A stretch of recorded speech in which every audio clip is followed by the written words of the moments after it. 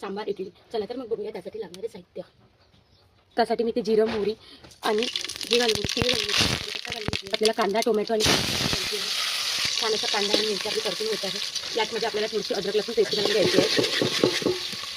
इथे मी थोडं साधं तिखट आणि लाल तिखट घेतलं आहे. चवीप्रमाणे मीठ घेतलं आहे आणि हळदी घेतली. मी ते हळदी घालून घेणार, त्याचप्रमाणे मीठ घालून घेणार, चवीप्रमाणे लाल तिखट घेतलेलं आहे. इथे मी भिजत घालून घेतलेली चिंच यामध्ये घालून घेणार आहे.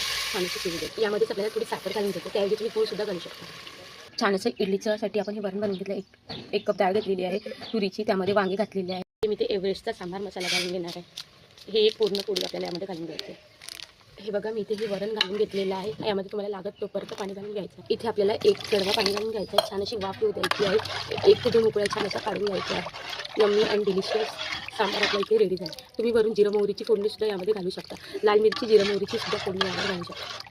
तरी आपल्याला थोडं जिरं, मोहरी, कढीपत्ता आणि हे आता एक तडका टाकून घ्यायचा आहे. Yummy and delicious sambar ready. बघू शकता मसाला